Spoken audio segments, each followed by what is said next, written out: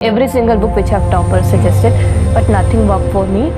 I was like कि नहीं होगा छोड़ देते हैं, नहीं हो रहा है तो क्या फ़ायदा इनको दोबारा पढ़ने से। I would like to thank Study IQ. I got connected to Study IQ. Study IQ ने मेरा मेंस तक मैंने साथ दिया, उसके बाद भी उन्होंने मेरा साथ नहीं छोड़ा। And I have taken this mock at Study IQ. And I would recommend Study IQ. Yes, I will definitely recommend Study IQ.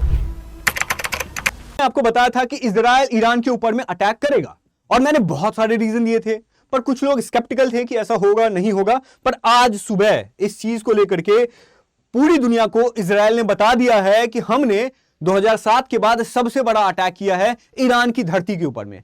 अपने 200 फाइटर जेट्स के साथ ईरान के 100 लोकेशंस को टारगेट किया है और ईरान भी इसका रिटेलिएशन करता है अपने 100 ड्रोन्स को भेज करके। हिमालय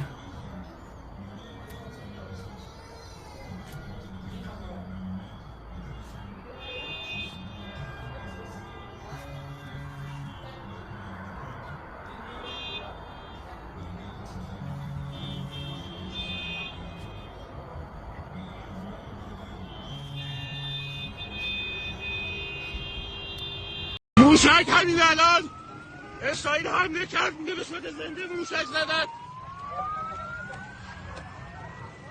و احتمالاً کشته داره اینجا مردم داشتن ولی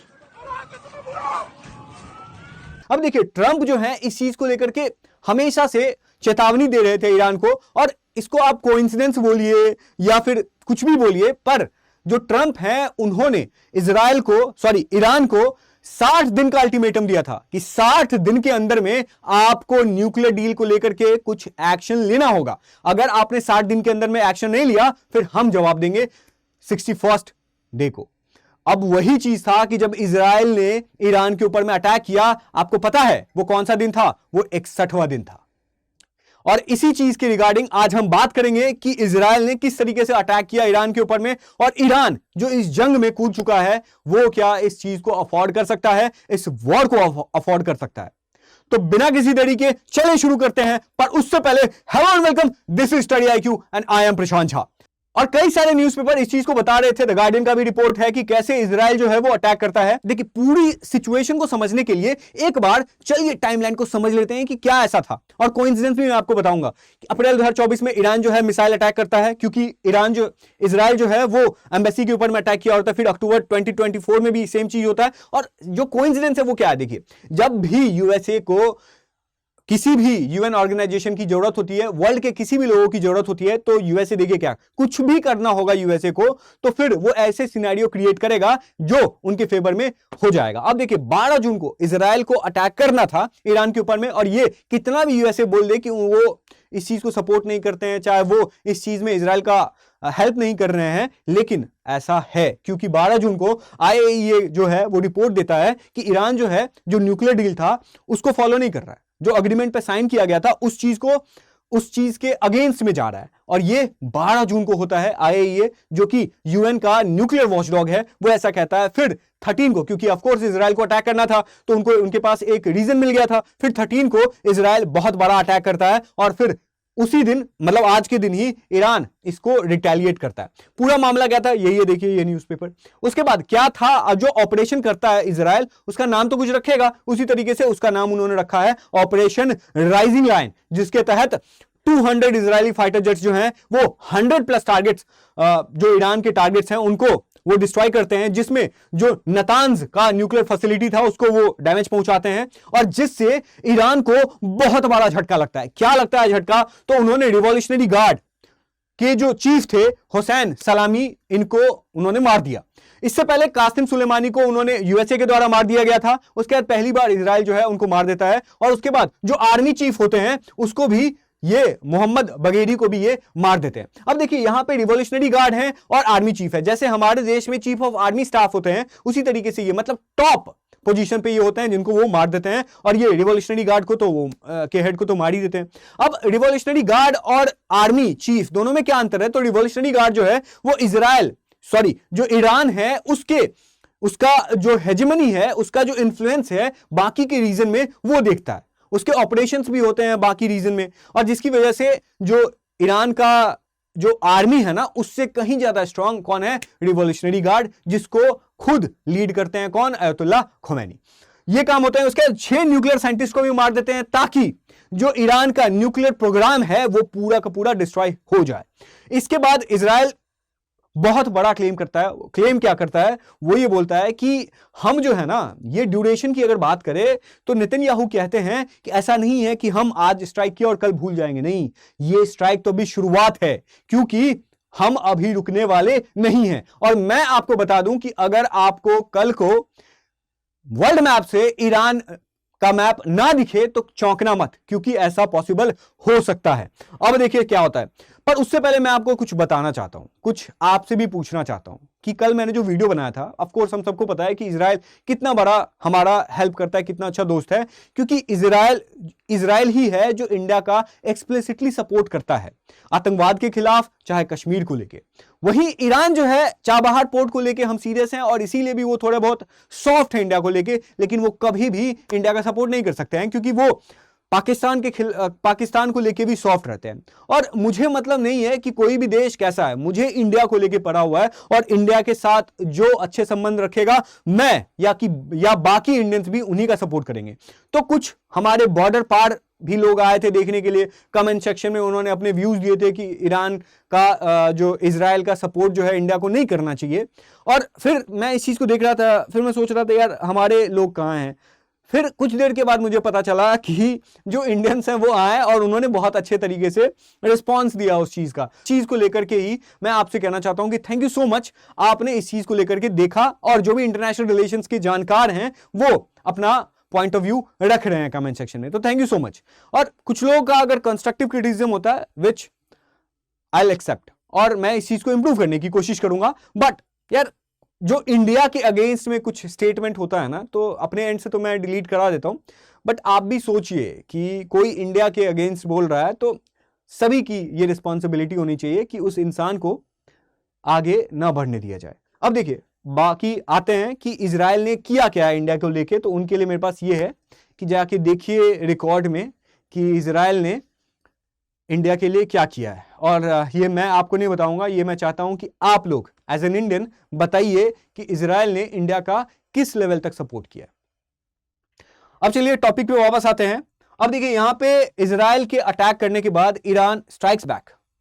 कैसे? तो ईरान अपने 100 ड्रोन्स लॉन्च करता है, और हमेशा की तरह वहां के जो सुप्रीम लीडर अयतुल्ला खोमैनी हैं ये शपथ लेते हैं कि हम इजराइल को सीवियर पनिशमेंट देंगे। उसके बाद ईरान का थ्रेट भी होता है कि हम यूएसए के जो मिलिट्री बेसिस हैं उनको टारगेट करेंगे, और जो वो कहते हैं कि जो इजराइल के द्वारा अटैक किया गया था हमारे न्यूक्लियर साइट्स को, वो न्यूक्लियर साइट्स नहीं थे, वो रेसिडेंशियल एरियाज था जिनकी वजह से बहुत सारे लोग मारे गए थे।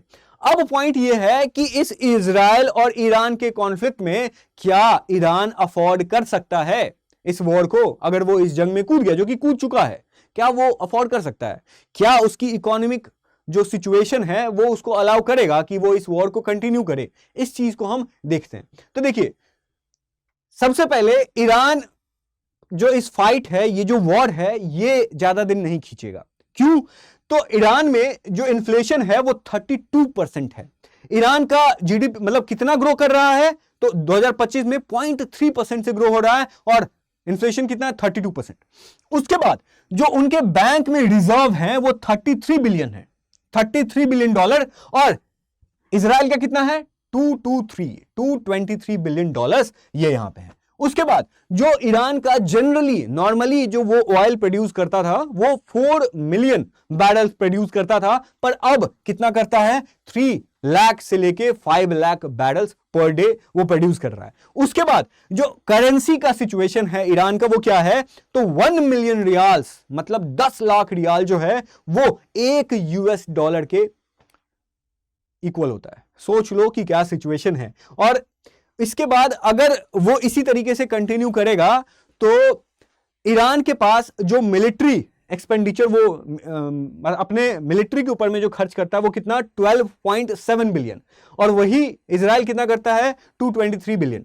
अब देखिए यहां पे ईरान को अगर इस वॉर को खींचना होगा तो उसको चाहिए होगा हेल्प, किससे? सऊदी अरेबिया और यूएई, और इनसे यूएसए के अभी अच्छे संबंध हैं। यूएसए कभी नहीं चाहेगा कि ये लोग जो हैं वो ईरान का सपोर्ट करे, और ये लोग कभी आएंगे भी नहीं सपोर्ट करने के लिए। उसके बाद इसी वजह से यही सारा सिचुएशन है जिसकी वजह से जो ईरान है वो ड्रोन का इस्तेमाल करता है, क्योंकि ड्रोन के इस्तेमाल करने की वजह से उनके पैसे बचते हैं। क्योंकि एक मिसाइल का जो प्राइस है वो आपके मिलियंस में होता है, 4 मिलियन 5 मिलियन डॉलर्स होते हैं। क्योंकि एक ब्रह्मोस मिसाइल का ही आप अगर कॉस्ट देख लीजिए तो 34 करोड़ रुपए है। वहीं जो ड्रोन का कॉस्ट होता है वो $20,000 होता है। तो इसीलिए इस तरीके से, और ये अगर पूछा जाए आपसे कि क्यों ईरान जो है वो ड्रोन का यूज करता है, क्योंकि एक तो सबसे पहले कॉस्ट कम होता है, और दूसरा 1980 से ही ईरान ड्रोन्स बना रहा है, यूएसए की टेक्नोलॉजी को कॉपी कर रहा है, इजरायली टेक्नोलॉजी को कॉपी कर रहा है। और इससे ये भी वो बता पाते हैं पूरी दुनिया को, पूरी जो उनका मिडिल ईस्ट वाला रीजन है उसको बता पाते हैं कि देखिए हमने रिटेलिएट किया। भले रिटेलिएशन किसी भी तरीके का हो, भले रिटेलिएशन को आयरन डोम रोक ले, भले वो इजराइल को हानि ना पहुंचा पाए वो, पर उनको कहने के लिए रहता है कि देखिए हम भी जो है वो अटैक कर सकते हैं। उसके बाद ईरान का ये भी सीन रहता है कि यार हम अपना इज्जत बचाएं, रादर देन इसके कि हम वॉर को कंटिन्यू करें। हमारा मकसद यही था कि इजराइल ने हमें मारा, हमने भी इजराइल को मारने की कोशिश की।